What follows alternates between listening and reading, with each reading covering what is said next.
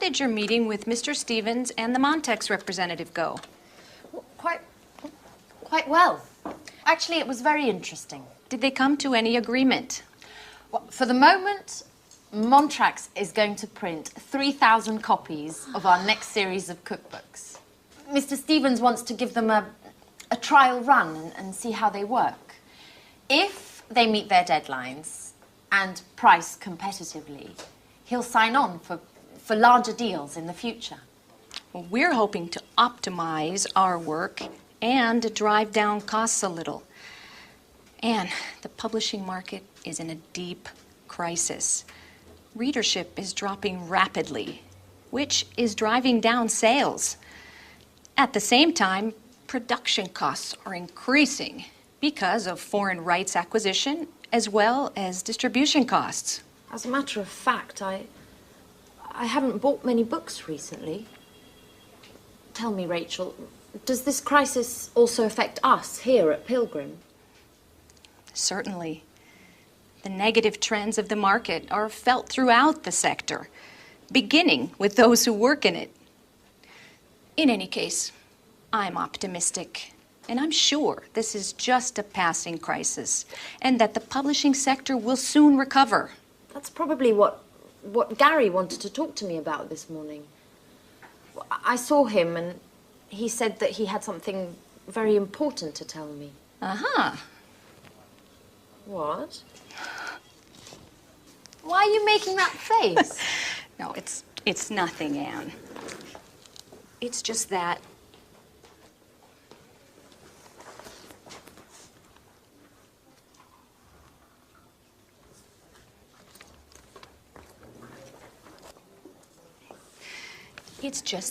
I don't trust Gary. He's a Latin lover and full of himself.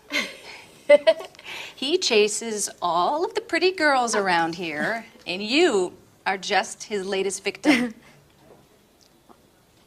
Look, Rachel, I'm perfectly capable of looking after myself. I only have a working relationship with Gary, and that's how it's going to stay. Sorry, Anne. I certainly didn't mean to offend you. I'm quite aware that you are an intelligent young woman who can keep men like Gary at a distance.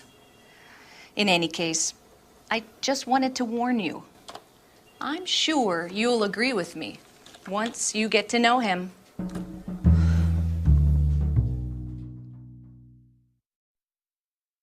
Yes, to be honest, I am a bit worried.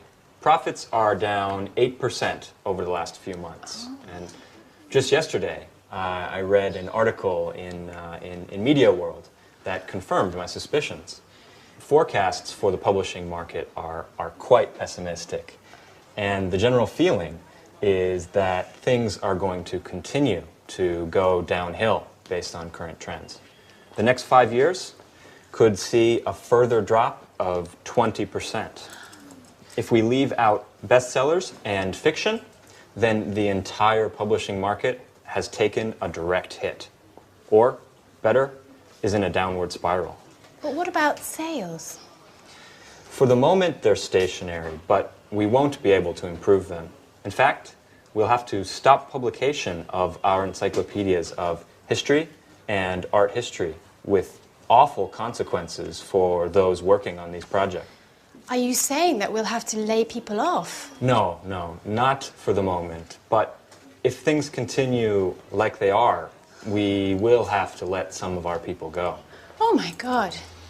There must be something we can do to keep from cutting staff. I'm meeting with Mr. Stevens this afternoon to discuss the situation. We're going to focus on new objectives for the company in both marketing and sales. Perhaps we will develop a new line of economic paperbacks, which might help sales. But the other publishers are already doing that successfully. I think we'll need to develop new products to encourage new market opportunities. Well said, Billy. I've already got an idea to suggest. It won't resolve all of our problems, but it could bring about some interesting developments. And what might this new idea be? Anne! Well, Anne, are you in there? Hey, you! I'm looking for my friend Anne. Is she with you? Anne! Surprise! Anne, hello. Come back to Earth. Someone's looking for you. Alice, what are you doing here? Well, I came to see where you work, Anne. Could you give me a tour? So, these are your colleagues. Oh. What long faces. Are you always like this? We need a little fun to lighten things up in here. Why don't you invite them to the party this evening? No, no, really. I don't think, well, today's really not a good time to be talking about parties. Why don't you come back some other time? And perhaps warn me in advance, perhaps. Bye-bye, Alice.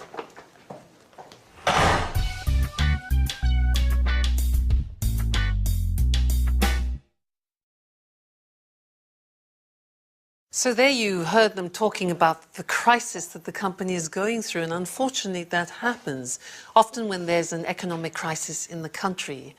So let's look at the language that we use to describe a period of crisis in a company, and let's use the screen to help us. So what usually happens is that there's a bad forecast. The future doesn't look good, and there are negative trends, negative tendencies. So what happens? Things start going downhill, we say. A hill is like a small mountain. Things start going downhill. And then the company goes through a period of crisis. Then, if it's really bad, we talk about the company being in deep crisis. That's the worst situation to be in. But if it's not so bad, it's just temporary, we can talk about a passing crisis, a passing crisis. And then when things get better again, we usually say to recover from a crisis. Now, a crisis can actually have quite an effect on employment. And now I want to look at the language that we use in English to describe employment. It's very interesting because we have many different words to describe that, and maybe in your languages too. So, let's look at the screen. Think of an employee. When an employee goes into a company for the first time, we say in English that he or she joins the company. Now, when they decide to go, they leave the company or they resign. We say they resign. That's because they don't want to work anymore there. The pronunciation resign. Now, if they reach a certain age, they retire. Retire. If they decide to retire before the age of 65 or 60, we say to take early retirement. Early retirement. So those are the words which are usually related to the employees. But what about the companies? Well, companies, when they take people, companies recruit. That's difficult to pronounce. Recruit. Companies recruit employees. Another word is hire, to hire. Another verb is to take on.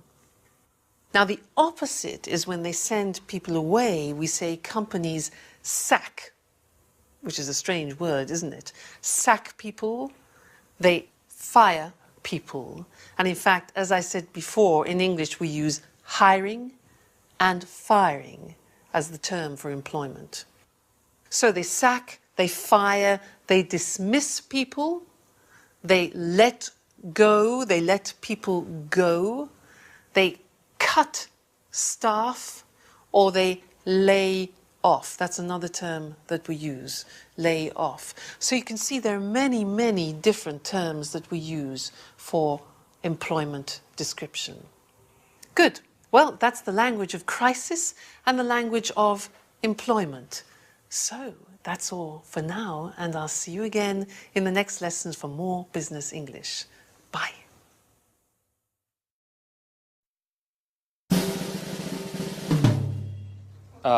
Right. Anne, are you ready for your next telephone call? Oh, yes. Okay. You need to get in touch with Mr. Bradford. He's a great author who has worked with us for years. He's quite friendly, and he's quite a wizard at the stove. He opened a restaurant a few years ago, but he sold it to move on to writing cookbooks. He knows 1,000 tricks in the kitchen, and he can make anything taste great, even tomato soup. Oh, come on, stop it, Gary. I've only had half a sandwich today, and hearing about tasty treats is driving me crazy. I know. Speaking of eating, when are we going to have dinner together? You don't know when to quit, do you?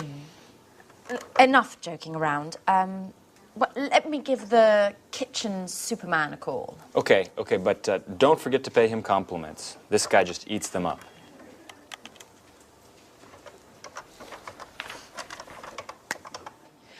Hello, good morning. This is Anne Baxter from Pilgrim Publishing. Please may I speak to Mr. Bradford? Oh, Mrs. Bradford, hello. I've heard a lot about your husband. He's quite the chef, isn't he? Yes, I also enjoy cooking, but I'm not in the same league, of course. Well, I'm calling to propose a new cookbook series to Mr. Bradford. We're going to be taking it to press soon. Okay, yes, thank you. Yes, I'll hold.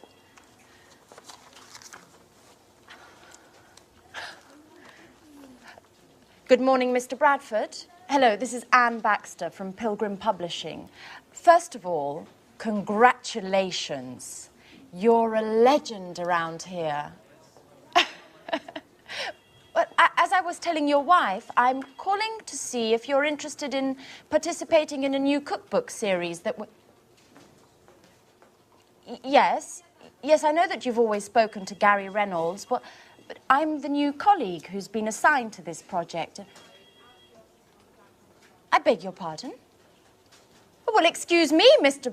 Bradford, but I don't understand why you consider Mr. Reynolds to be more competent than myself. In any case, if you'd like to speak to him, hold on a moment. I'll put you through. Hey, Mark. How are you? Yeah, I think you upset Anne, our new intern. Oh, she's a fantastic colleague, diligent and hardworking. Yeah, let's set up a meeting so you can meet her. You'll be very impressed. She's also a great cook.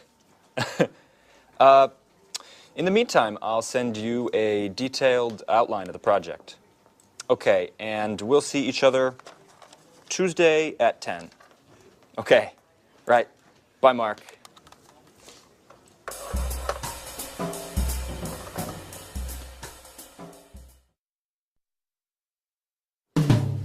Well, what a pleasant person he is. Oh, come on, Anne. Don't let him get to you. Mr. Bradford is just a little shy with those he doesn't know. But you'll see. He's quite a lot of fun once you've met him. Why don't we take a short break? How about a little fun on the telephone? I need to relax and have a good laugh. Okay. But who should we call? I know. Let's call my flatmate Alice. She's always looking for new boyfriends, and you could pretend to be a friend of Jack's, the other flatmate, saying that you saw a picture of her and that you'd love to meet her. Okay, but she isn't going to get angry with me, is she? Oh, no, we'll tell her it was just a joke.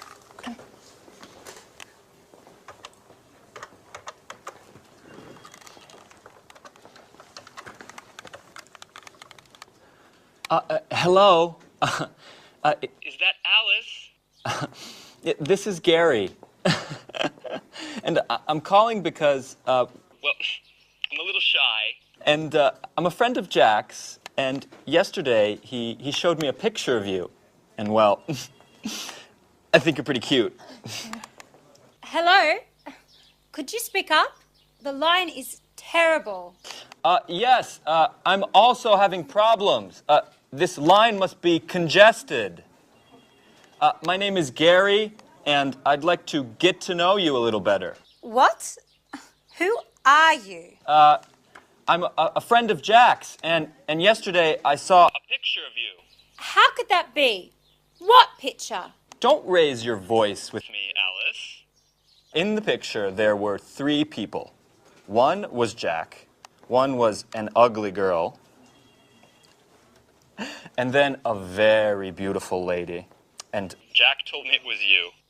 hold on while I put you through to a friend of mine who doesn't agree with me about the ugly girl. Hello? Who's speaking? This is Alice, and I urgently need to speak with the other guy. I think his name is Gary. I'm afraid I can't hear you. Could you speak up? I said I urgently need to speak with Gary. Oh, I'm afraid Gary's very busy at the moment. If you'd like an appointment, I can fit you in the beginning of next month. What? You are joking, aren't you? I told you I need to speak with him immediately. Alice! It's Anne! It's a joke! And you fell for it completely. Anne, you scared the hell out of me. What a stupid joke. Okay, maybe it was a stupid joke, but you bought it hook, line and sinker.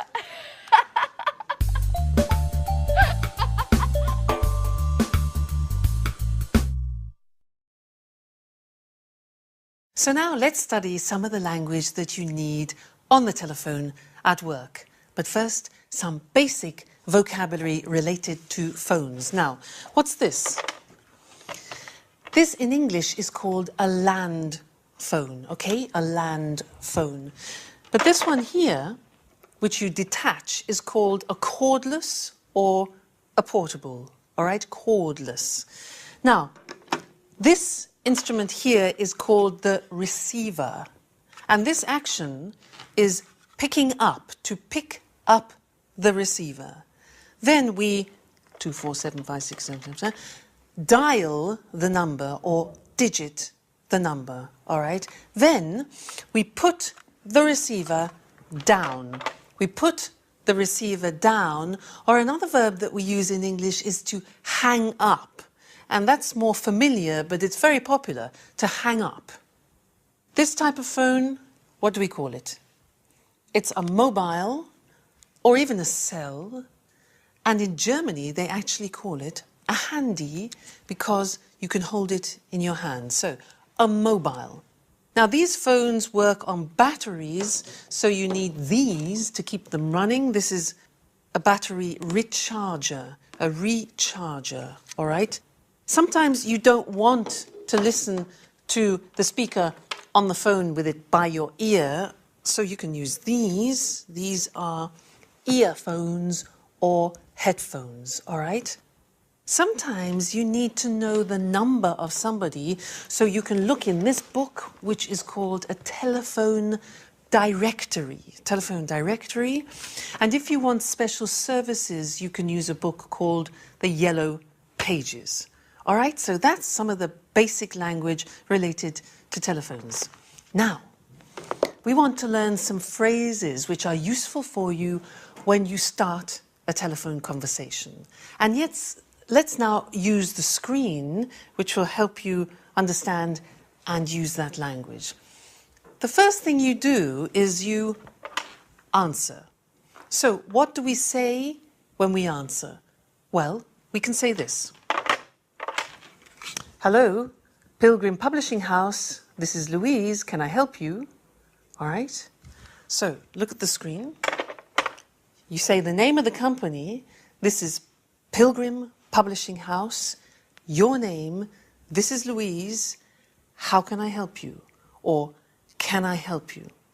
Notice I said this is Louise, not I am Louise, because this is the language we use on the telephone in English. So this is, not I am. So you introduce yourself. You say, hello, this is James Holmes, for example. Notice again, I say this is. You don't say I am. Now, if the other person doesn't know you, you can say, I was given your name by Mr. Smith, for example, all right? I was given your name by Mr. Smith. Great. Now, you want to speak to someone. So you ask, hello, could I speak to, may I speak to, can I speak to? 3 possibilities. Could, may, very polite.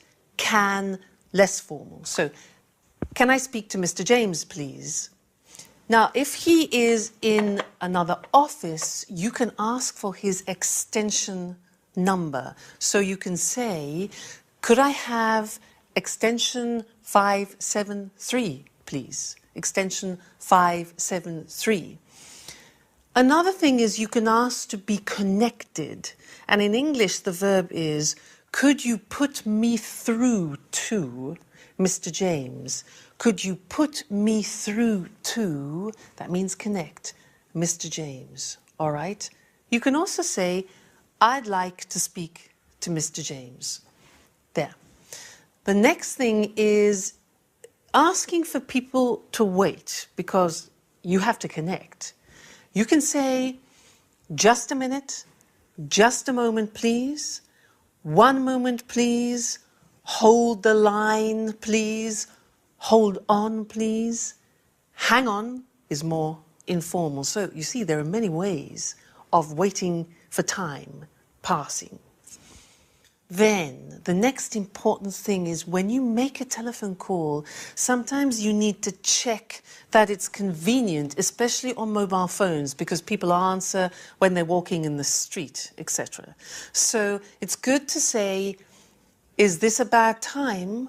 Or am I disturbing you? You see on the screen, is this a bad time? Am I disturbing you? Can you talk? Because that way you know that it's convenient for you to speak to that person. That's important. And one more thing is maybe you want to leave a message. So you could say, can you take a message, please? Or can I leave a message? And then you could say, could you tell him that I called? Could you tell him I called? And a little bit more complicated, could you get him to call me back on 75396? Can you get him to call me back on, and then the number? All right? That's a lot. Lots of interesting phrases, but they are all very important. So you need to learn them by heart so they're here when you pick up the phone. All right? That's the end of this lesson, but we will be doing more on telephoning later. So, bye for now.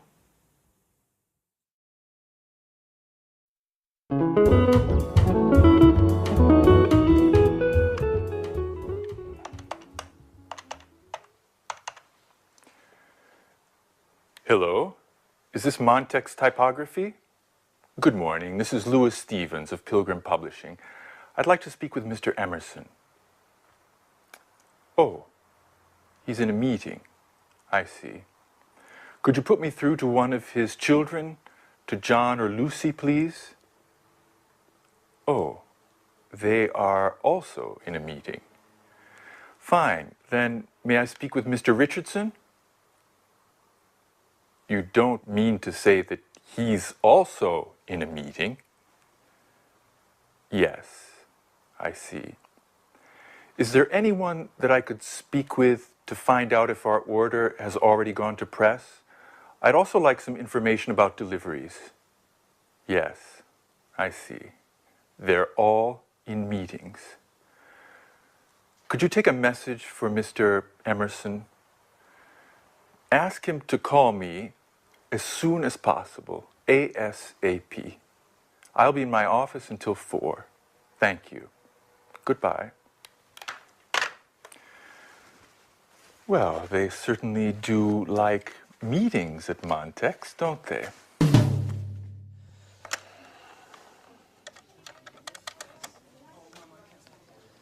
Good morning. This is Gary Reynolds of Pilgrim Publishing. I would like to speak with Mr. Smith, please. Hey there, little guy. Could you give me your father, please? I see, he's not in. May I speak to your mom, then? I see, she's out as well. Okay. Does that mean that you're home alone?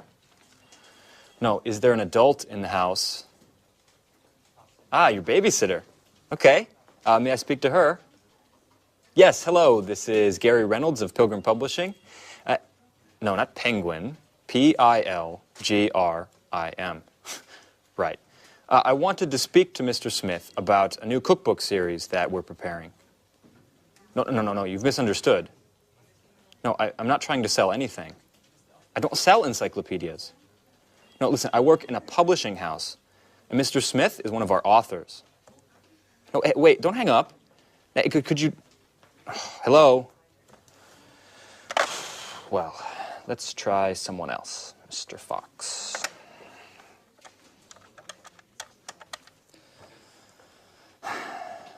Good morning, this is Gary Reynolds of Pilgrim Publishing.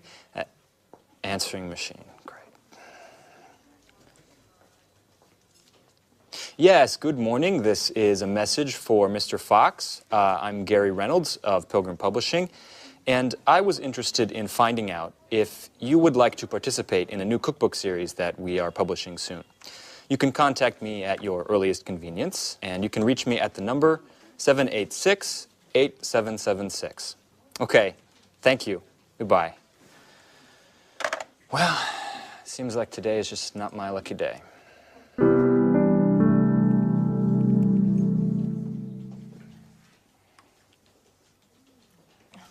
no, the answer phone. Alice! Hello, it's Anne. I need to speak to you urgently. Please call me as soon as you get this message. I've got lots of news to tell you about Peter and Sharon. I imagine you're interested. Anyway, no news for now. Okay, I'll give you a hint. Peter telephoned to say that he'd called Sharon about Japan, and do you know what she said? I'm not going to tell you. Call me and you'll find out. Okay, bye. Speak to you soon. Oh, you can reach me at the office. Bye, bye.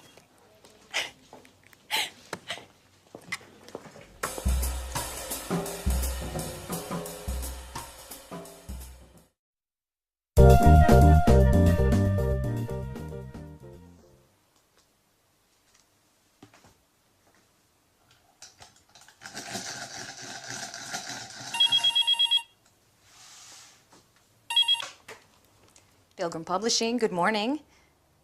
Who is this? Yes, this is Mr. Stevens' office.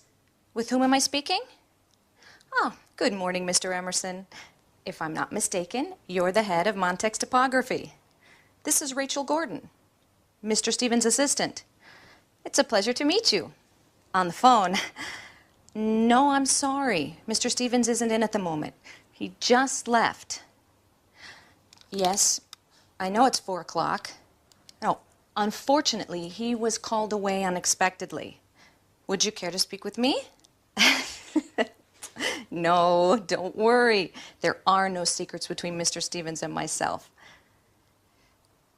Yes, he telephoned to find out if you had already begun work on our order. And I think he also wanted to know about the means of delivery.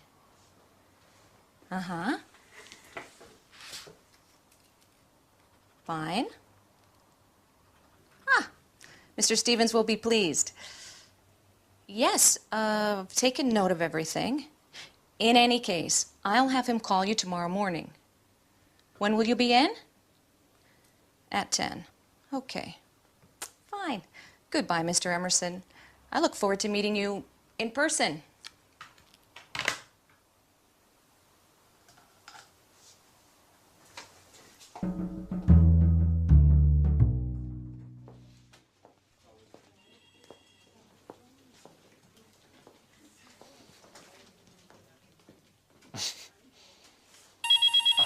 It's Fran.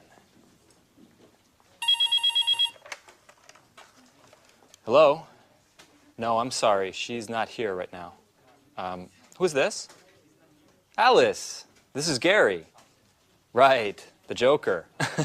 Which, by the way, was Anne's idea. No, I didn't want to go along, but she insisted. No, I don't know where she's gone. Perhaps to make some photocopies. would you like to leave a message? Uh-huh. Okay, I'll tell her to ring you as soon as she returns. Are you at home? No, your cell phone.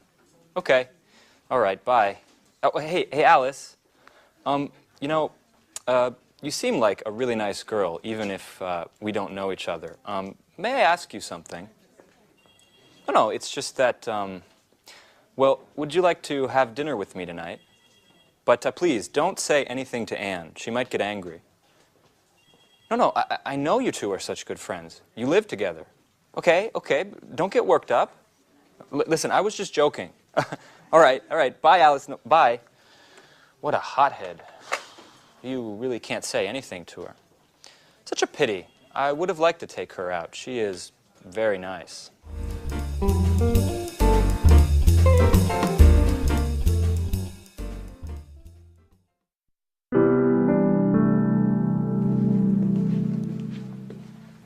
Victoria Lee, good morning. Do you remember me? Yes, certainly. And to what do I owe the pleasure of your unexpected visit? Beautiful office. My compliments. You've certainly come a long way, haven't you? Well, I can't complain. If you don't mind, I've got quite a lot to do. You didn't feel that way a year ago when we first met. Listen, Mrs. Baker, that was a very difficult period for me. I wasn't happy with my job and... Don't worry, Lee. I'm not here to visit the past, but rather to talk about the future. What? I've recently heard quite a bit about you. I know that you've done great things to improve the bottom line of Spectra. As a matter of fact, that's why I'm here today. I'd like you to come and work for us. Thank you, Mrs. Baker, but... Just a moment, Lee. Let me have my say. If you came to work for us, you'd not only have the opportunity to work for a successful company, but you'd also have a brilliant career with full satisfaction ahead of you. I'm flattered, but as I said, I'm very pleased with my present employment. If I were to propose a position as business development manager, would you consider my offer? Mrs. Baker, please. If I were to come and work for you, I'd be doing my company a disservice. Just think it over, Lee. If you accept, you'll get a much higher salary than your current one. Of course, I forgot to mention the company car and mobile phone, not to mention an impressive percentage of sales. That's enough, Mrs. Baker. Your offer is very tempting, and if I were free, I would certainly accept. However, things have changed greatly. I am very satisfied with my job here. Mrs. Lee, I've brought you this brochure. I was just, Fine, I'll leave. Mrs. Lee, just think about what I said. I'll be in touch.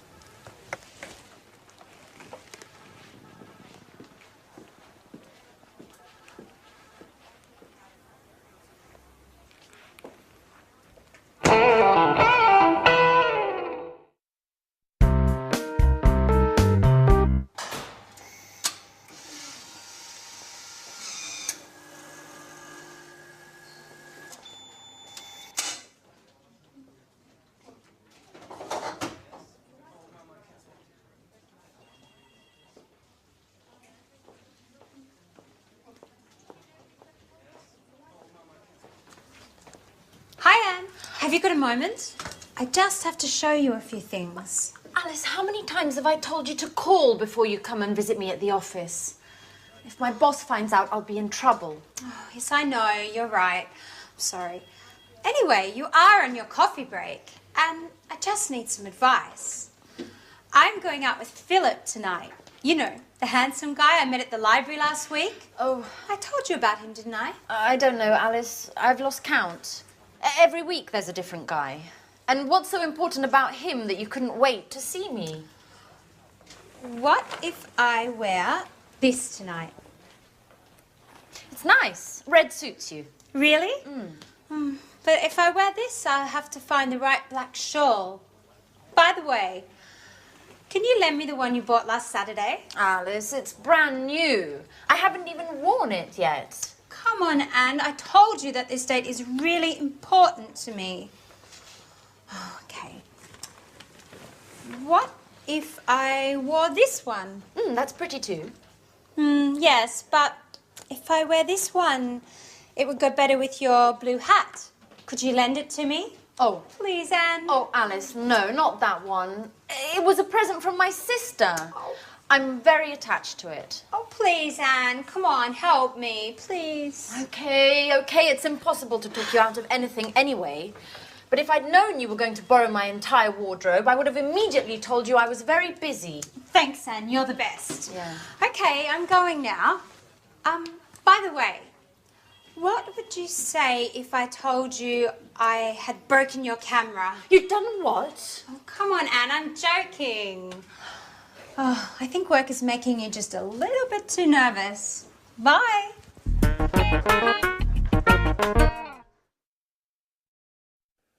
Hello again, and welcome to the second English Today Business DVD.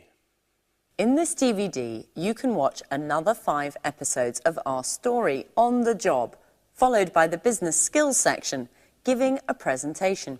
Then we'll look at the following. Talking about a crisis at work. Talking on the phone. Describing real or unlikely events. Agreeing and disagreeing. And finally, asking for clarification. Thank you, and enjoy yourselves.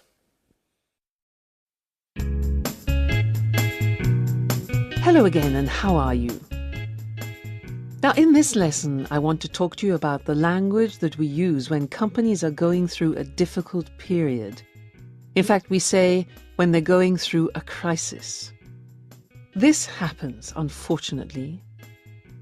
And we're also going to look at the language of one of the effects that a crisis can have on a company.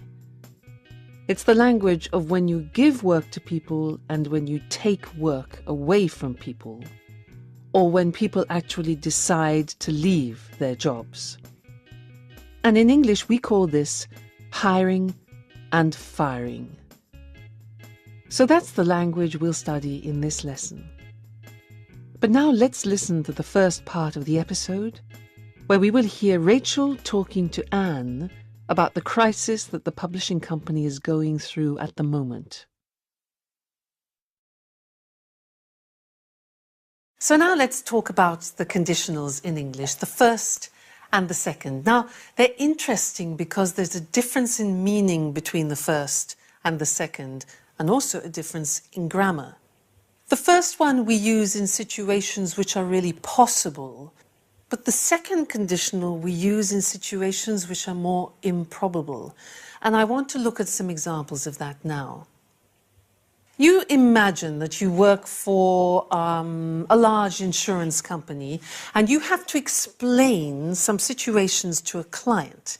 Obviously, you're trying to sell the idea of them having an insurance policy. Let's look at the board and look at some of the situations. Now, in the first situation, an accident. Now, if you have an accident and you don't have insurance cover, what happens? If you have an accident, you won't be covered for legal expenses. Now, that's a problem. The first conditional is grammatically formed like this: if plus the present tense and then the future will or won't in the negative. Let's look at another example. You see, number 2 is accident, stop work. So the first conditional sentence would be, if you have an accident, you'll, that's the future, you'll have to stop work. Look at the third example. If you stop work, you'll have no protection for the family. The fourth example, if you go to hospital, there'll be no cover for hospital fees. So you see, you have a situation and then the consequence. The last example, let's change the situation, no longer an accident, but still related to insurance. If you have a house fire, you'll have no cover for lost items. So here we see a situation and the consequence. Okay? So we use, these are real possibilities. We use the first conditional. Now let's look at the second conditional. Now, I want to give you some examples and ask you the question, What would you do if? And these are situations that maybe you will never find yourself in. They're a bit improbable, but you like to hypothesize about them. So we use the second conditional. I ask you, what would you do if your company offered you a job in China for 5 years? And you think, my God, China for 5 years, interesting. Well, I'd accept it. I would accept it. Now, the grammatical form of the second conditional is if followed by the past tense, followed by would and the conditional. All right, let me ask you another question. What would you do if a Japanese businessman gave you his business card like this? What would you do? Well, if a Japanese businessman gave me his business card like this, I would accept it with 2 hands and bow a little. Then I would read it carefully and put it in a special place to show respect. Okay? What would you do? I would do that. Okay, next one. Number 3, what would you do if you lost all your money and all your credit cards? What would you do? I would phone the bank immediately if I lost, simple past, if I lost all my money and credit cards, wouldn't you? Last one, what would you do if you had a first meeting with an Arab businessman? With an Arab businessman, what would you do? Well, I wouldn't talk business until he decided to talk business himself. I would let him decide to open business conversations. All right? So there are some examples of the first and the second conditional forms in English, used a little bit in the business context. All right? So that's all for now, and I'll see you again in the next lesson. Bye.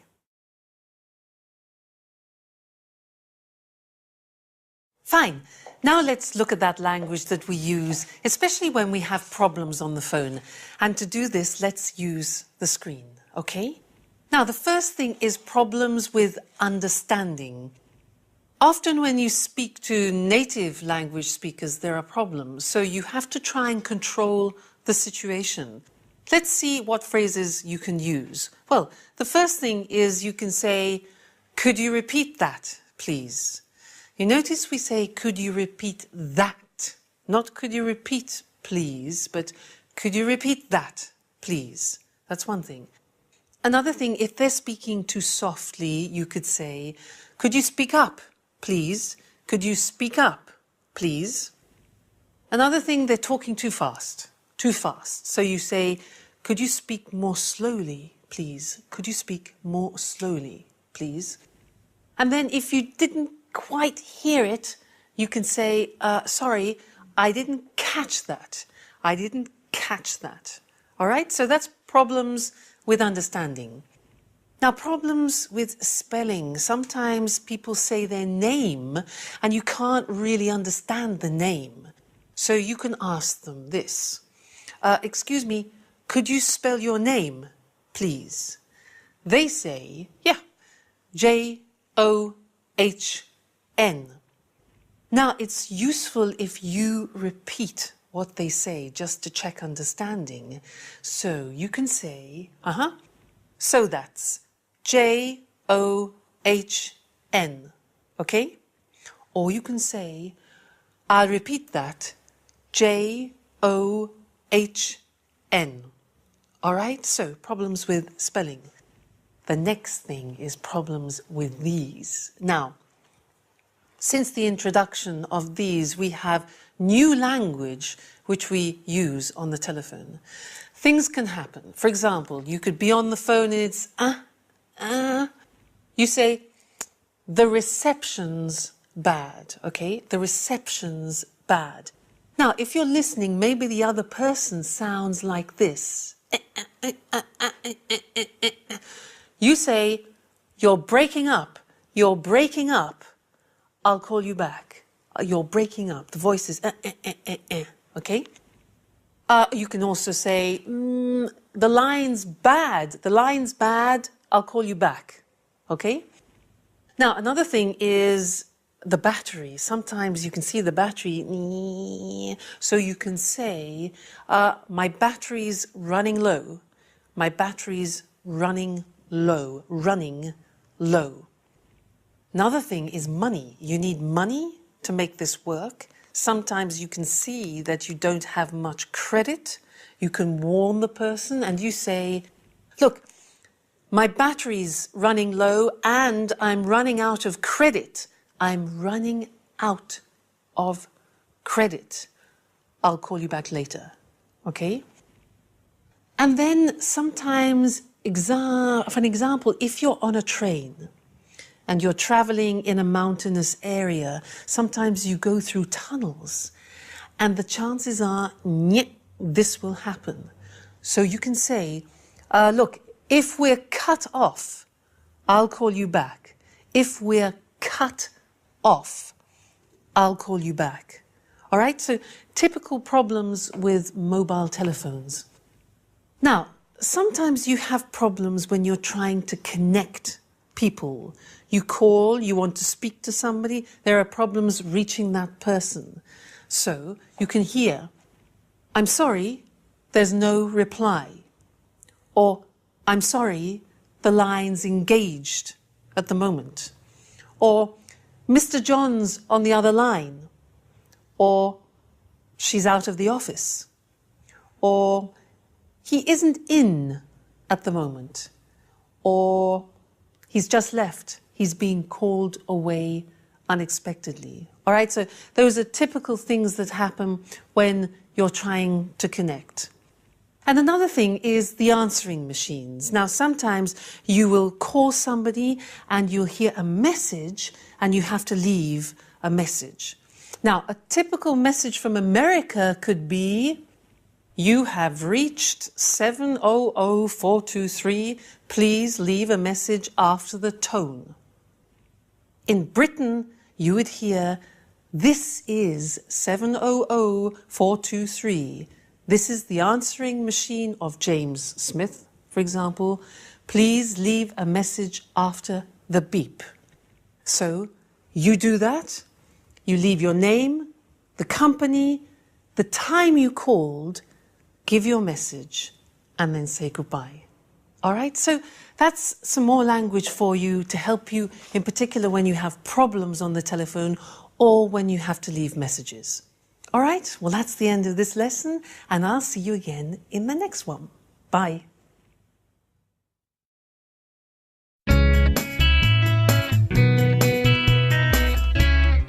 Yes.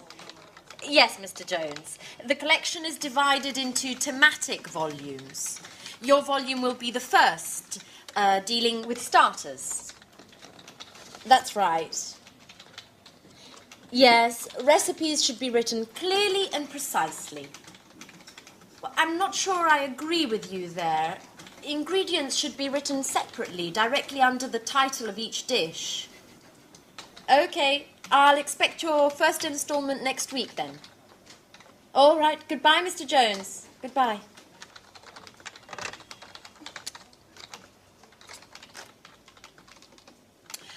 Excuse me, Gary. Has Mr. Bradford got in touch yet? Gary? Hello? I asked you a question.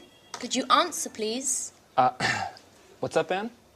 I'm sorry, I'm writing the contracts to send out to the authors. Have you spoken to Mr. Bradford yet? No. Could you give him a call? I'm really very busy at the moment. Okay. Could you at least tell me where you are with him? Has he sent us the materials? Gary? Hello, Gary? What? Please, can you tell me what is so entertaining about drawing up contracts? Why? Because you're glued to your computer and you keep laughing like a fool. I'm just in a good mood today. Come on, Gary. I'm not stupid. What are you doing? Okay, you've caught me out. I'm chatting. It's great fun. Would you like to give it a try? No, thank you very much. And you shouldn't be chatting at work anyway. Mr. Stevens might notice. Now, why would he? If he walks in the door, I'll just close the window and continue typing up the contracts. Anne, relax. Let's chat a bit together. No, I'm afraid I can't. Somebody needs to work around here. Now, could you explain how I should proceed with this? You spoke to Mr. Bradford, so could you give me some details on your agreement? Yes, he should have sent some materials in 2 days ago, but we still haven't received anything yet. Give him a call and see where he's at with those.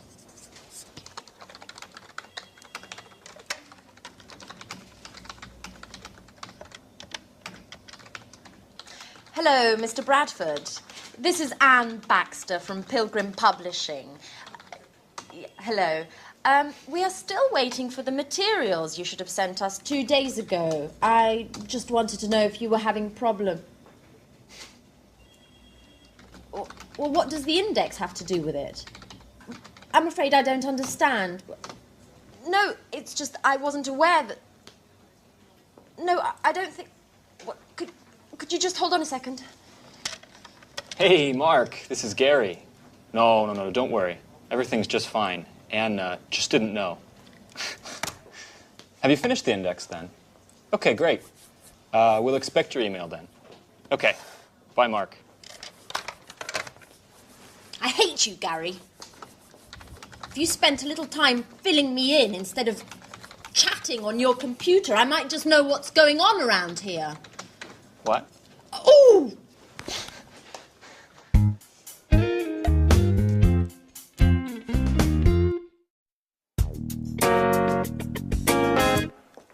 Mrs. Lee, excuse me for disturbing, but I need to speak to you for a moment. You're not disturbing, Mr. Chang. What can I do for you? Perhaps it's none of my business, but considering the importance of the deal for you and your company, I want to be absolutely sure that everything goes smoothly and that no ugly surprises are around the corner. I don't understand, Mr. Chang. What are you getting at? You see, Victoria, I value you highly and trust in you, but I don't like people going behind my back. What are you insinuating, Mr. Chang?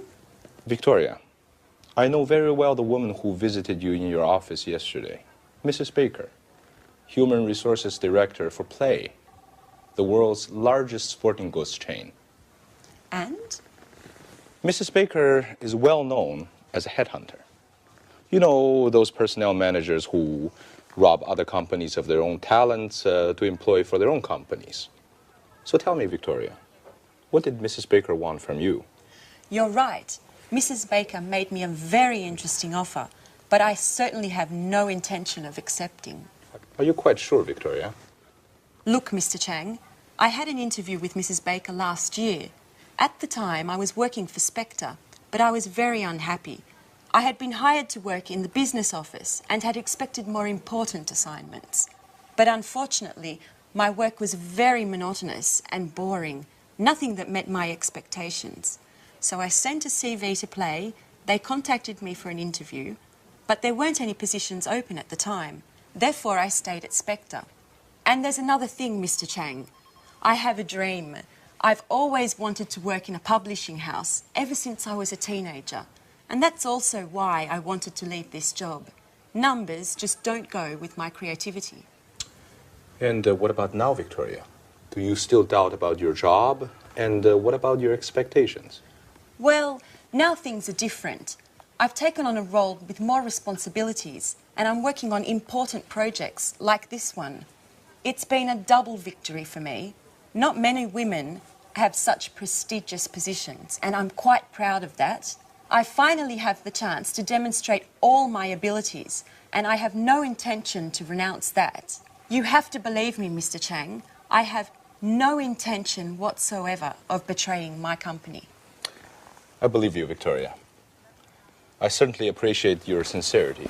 You're quite a capable young woman. And I'm certainly very pleased to have solved this little misunderstanding.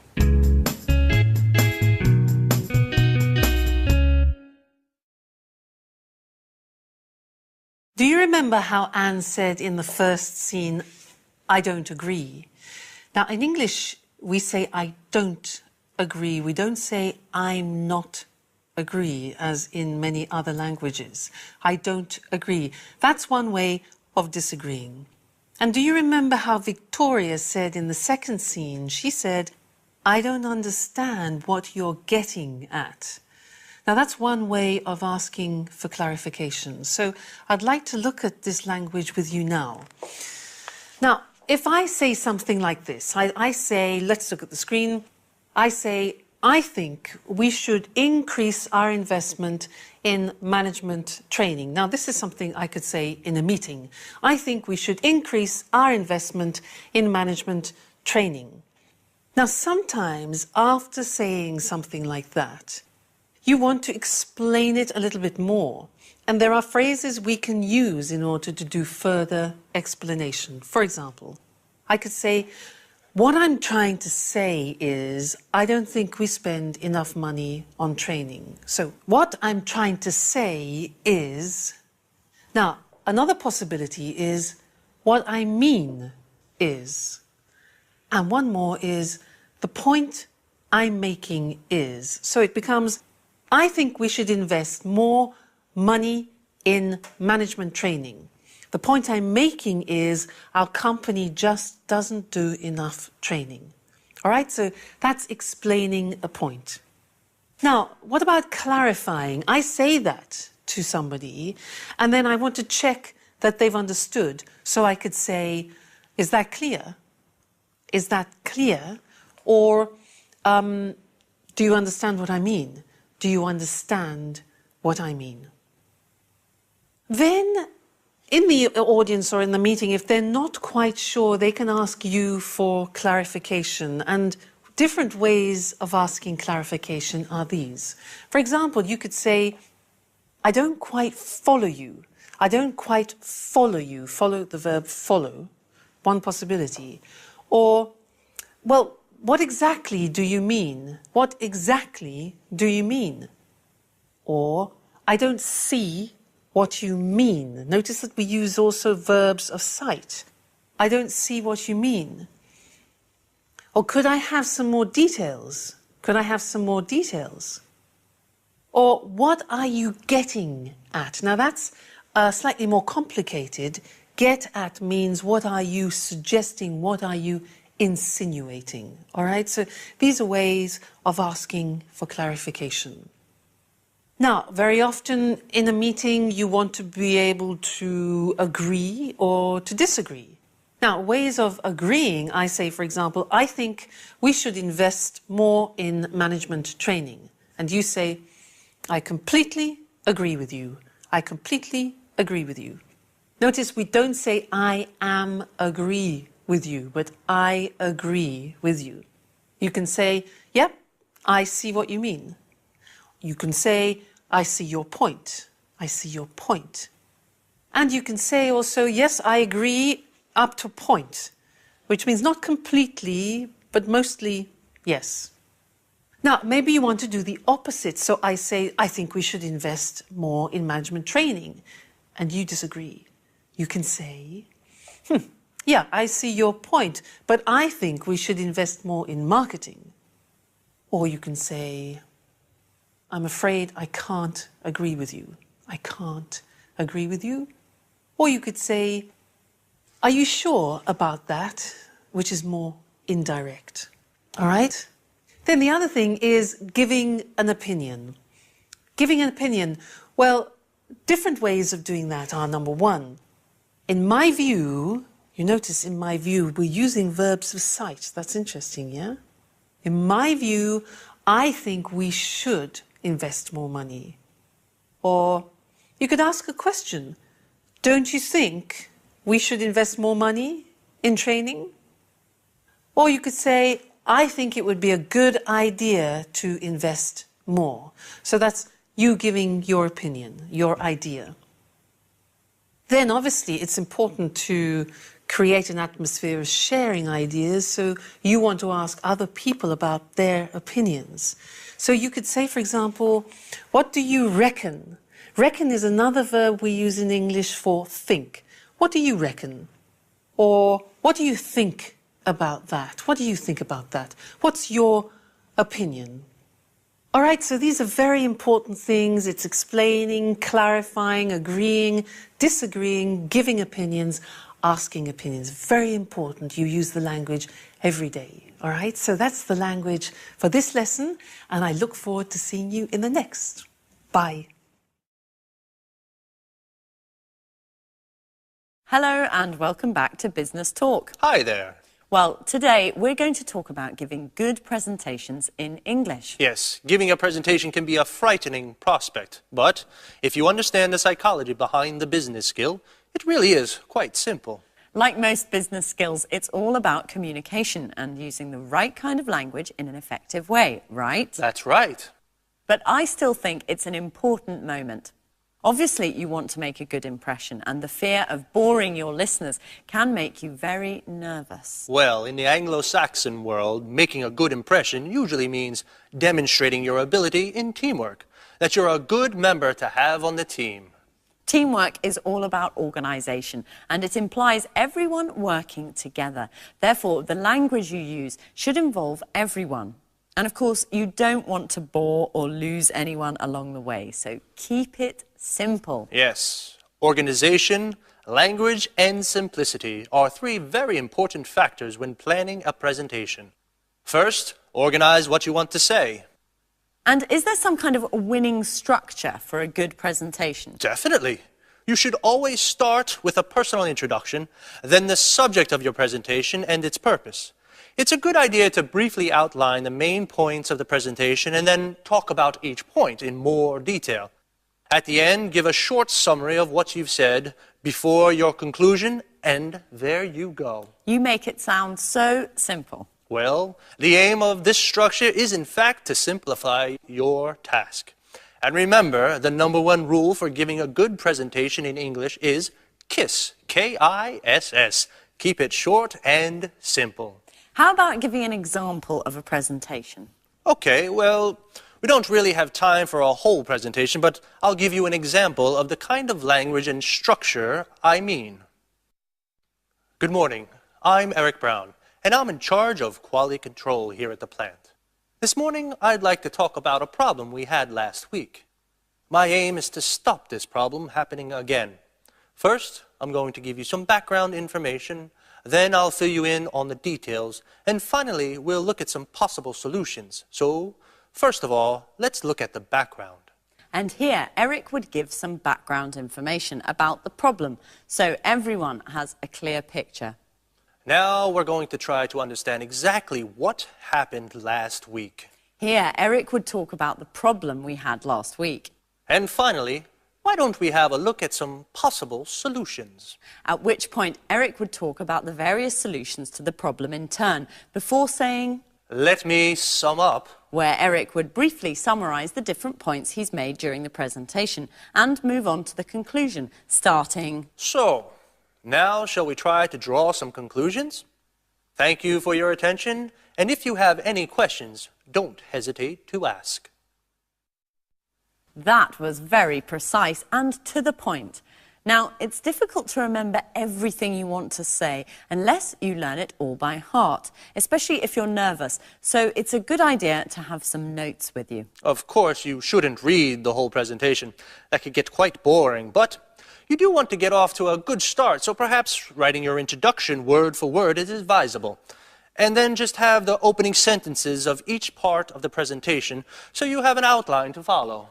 Yes, in case you get lost, you can easily get back on track. That's right, and speak slowly and clearly. Obviously, try to use emphasis and pauses to highlight the important points.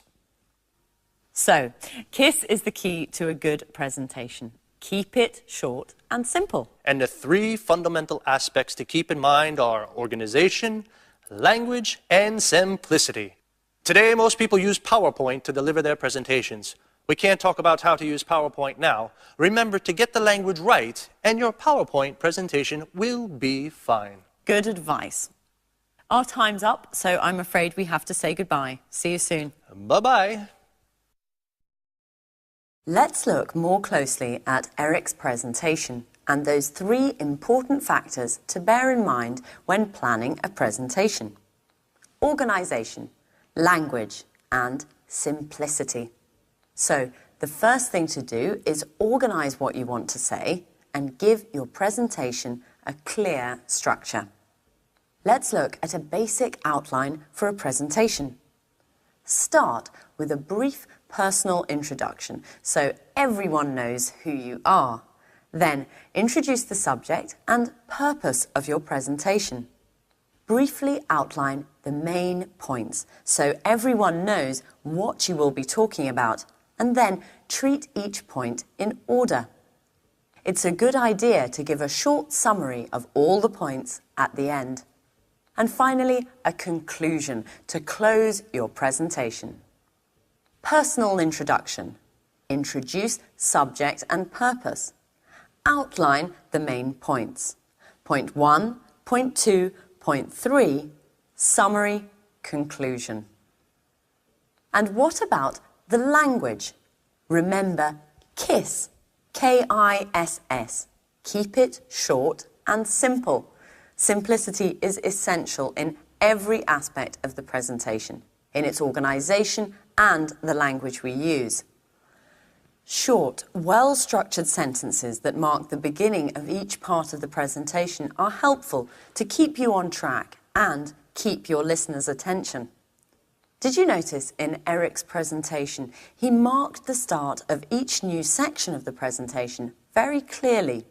Let's look at the language he used and how each point corresponds to the outline we've just seen. I'd like to talk about a problem we had last week. My aim is to stop this problem happening again. First, I'm going to give you some background information, then I'll fill you in on the details, and finally we'll look at some possible solutions. So first of all, let's look at the background. Now we're going to try to understand exactly what happened last week, and finally, why don't we have a look at some possible solutions? Let me sum up. So, now shall we try to draw some conclusions? Notice how the beginning of each section is clearly marked.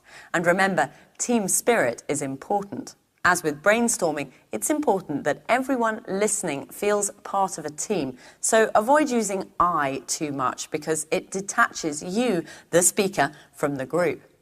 Try to find other ways of structuring your ideas so that everyone feels included.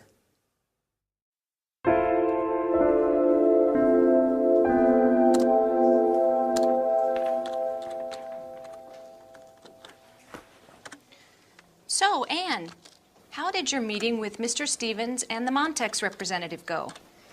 Quite well. Actually, it was very interesting. Did they come to any agreement? Well, for the moment, Montrax is going to print 3,000 copies of our next series of cookbooks. Mr. Stevens wants to give them a trial run and see how they work.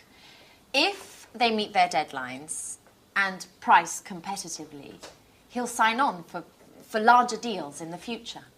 Well, we're hoping to optimize our work and drive down costs a little. And the publishing market is in a deep crisis. Readership is dropping rapidly, which is driving down sales. At the same time, production costs are increasing because of foreign rights acquisition as well as distribution costs. As a matter of fact, I haven't bought